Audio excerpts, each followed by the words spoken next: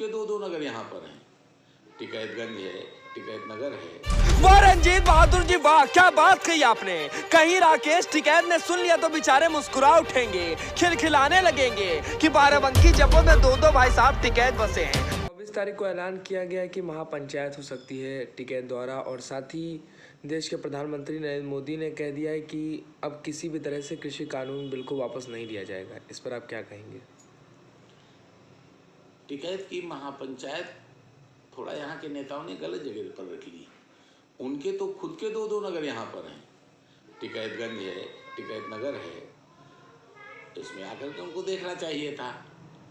खैर चलिए, बड़े नेता हैं, आ रहे हैं, उनका स्वागत है। लेकिन मैं एक बात कहना, अब रंजीत बहादुर जी भाई साहब एक बात कहें, लेकिन उससे पहले हम आपको किसानों की समस्या सुनाना चाहेंगे। भाई साहब हम आपको गांव की ओर लिए चलते हैं और सुनिए कि किसान क्या समस्या बता रहा है। क्या नाम है आपका? मोहम्मद अनीस। अच्छा मोहम्मद अनीस जी, ये आप ही का खेत है? जी हाँ, हमारा ही खेत। अच्छा, ये गेहूं आप बोते हैं, इसमें आपको क्या बेनिफिट होता है? इसमें हम लाते हैं बीज, इसमें 60% जो है उगता है, 40% नहीं उग पाता है। अच्छा, ये उगता क्यों नहीं है? ये बीज की कमी होती है। तो पहले किसान की समस्या आपने सुनी। भाई साहब बीज की कमी की वजह से फसल उग नहीं पाता है। वैसे हम चलिए वापस लिए चलते हैं आपको रंजीत बहादुर श्रीवास्तव की ओर। फिलहाल क्या कह रहे हैं सुनते हैं चला। आपका प्रश्न और आपका प्रयास दोनों सराहनीय। मैं एग्रीकल्चर के विषय में बताना चाहूँगा, अपने पूरे देश की जनता को इससे जोड़ना चाहूँगा, खास करके किसानों को जोड़ना चाहूँगा कि ये मनुस्मृति के अनुसार ये वैश्यों का कर्म है, यानी व्यावसायिक कार्य है। एक श्लोक भी है मनुस्मृति का, जहाँ पर वर्ण व्यवस्था विभाजित हुई है, उसमें ये एक श्लोक आता है। रुकिए भाई साहब, आप श्लोक सुनिएगा, लेकिन उससे पहले हम आपको दूसरे किसान की समस्या सुनाना चाहेंगे। भाई साहब पानी की सुविधा नहीं मिल पा रही, समरसेबुल ही नहीं लगा है। सुनिए जरा कैसे समस्या बता रहा है क्या किसान। नाम है आपका? हमारा नाम सर रामचल सिंह है। क्या समस्या है आपको? हमको सर यही समस्या है कि जो समरसेबुल लगा है, इस पर कर्मचारी पैसा लेकर सही सर्वे नहीं किया है। जहाँ पानी की विशेष समस्या थी उस तरफ पानी नहीं ले जाया गया, और जिधर कोई समस्या नहीं थी, ज़मीन खलपट थी, उधर पानी सप्लाई कर दिया गया। स्वर्णम दानवस्य च वाणिज्यम कुसीदम च वैश्यस्य कृषिमेव च, ये वैश्य कर्म है। अफसोस इस बात का है कि इसी खेती को हम व्यावसायिक दृष्टिकोण से नहीं कर रहे हैं, और इसके पतन का कारण भी यही है। जहाँ पर एग्रीकल्चर को व्यावसायिक दृष्टिकोण से किया जा रहा है, पंजाब में किया जा रहा है, वहाँ एक्सपोर्ट क्वालिटी अन्न पैदा होता है, अच्छी उपज मिल रही है, उनको एमएसपी की ज़रूरत नहीं है। हरियाणा में भी यही हो रहा है, पश्चिमी उत्तर प्रदेश में भी यही हो रहा है। ये सब व्यावसायिक दृष्टिकोण से खेती करते हैं। हमारे यहाँ बाराबंकी में भी उदाहरण है, पद्मश्री रामचरण जी हैं, व्यावसायिक दृष्टिकोण से खेती कर रहे हैं, लाभ प्राप्त कर रहे हैं, और उनकी देखा देखी हमारा जनपद बाराबंकी ही नहीं, आसपास के जिले, सीतापुर हो गया, गोंडा हो गया, बहराइच हो गया, इन जिलों में भी ये व्यावसायिक खेती पहुंच चुकी है। आज टमाटर की खेती है, केले की खेती है, अभी आलू की खेती पर जो 3 लाइन फार्मूला उन्होंने बनाया है, मैं समझता हूं ये देखा देखी आगे बढ़ेगा। मैं नेताओं का फर्ज बताना चाहता हूं, ये किसान यूनियन आखिर कृषि बिल का विरोध किस बात के लिए कर रही है? क्या इस खेती को मोदी जी ने व्यापार से जोड़ने का काम किया ही ये कोई बुरा काम है? व्यापारियों को एग्रीकल्चर की तरफ आकर्षित करने का काम किया है, ये कोई गलत काम है?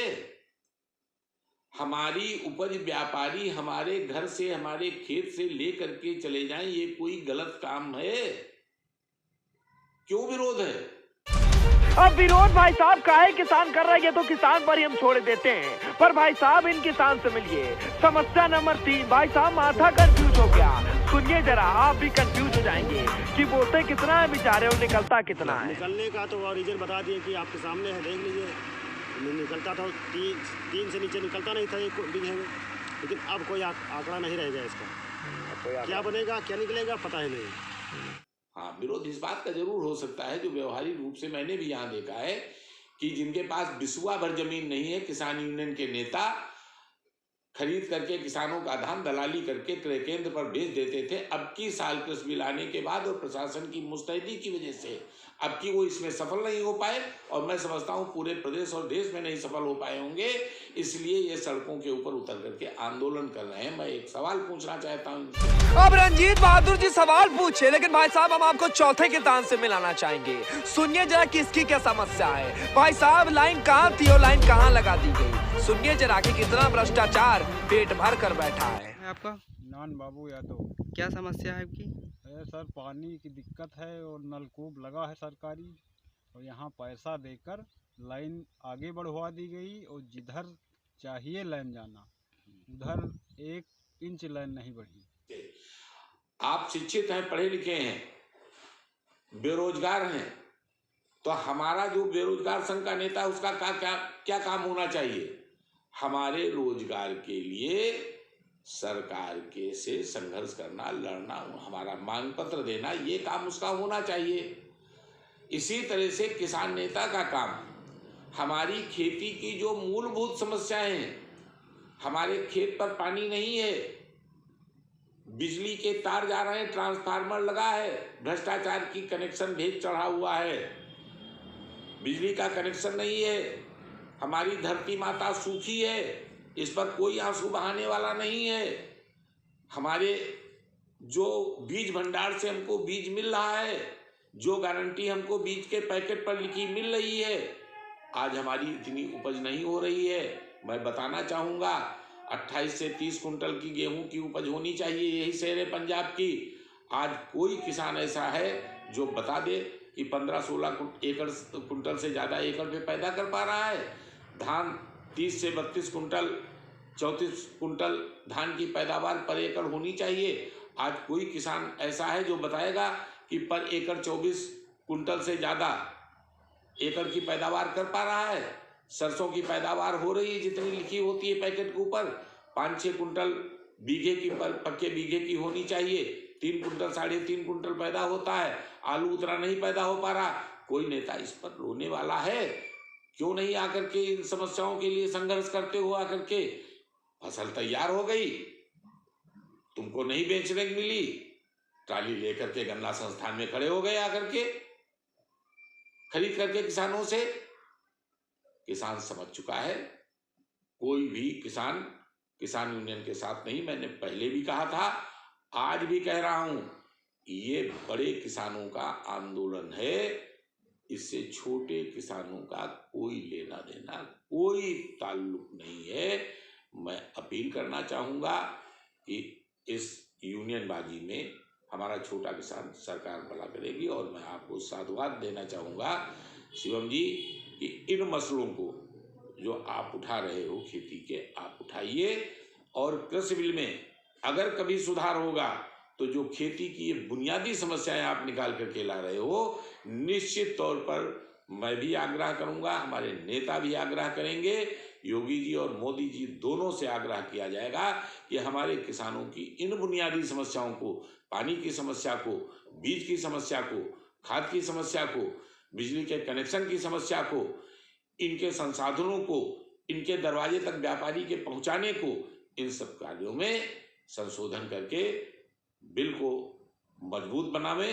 किसान उनके साथ खड़ा है, और मैं मीडिया से भी अपील करना चाहूँगा इन बुनियादी समस्याओं को उठा करके हमारी सरकार तक, हम तक पहुँचाने का कार्य करें। वाह रंजीत बहादुर जी वाह, क्या खूब बोले हैं आप। भाई साहब पहले खिंचाई कर डाली, बाद में तारीफ कर डाली और भाई साहब किसानों की अच्छाई भी कर डाली। पर कुछ भी कहिए, बोले बड़ा शानदार हैं। पर फिलहाल ग्राउंड जीरो रिपोर्ट के लिए सत्येंद्र यादव के साथ विकास यादव और शिवम सिंह की ब्यूरो रिपोर्ट।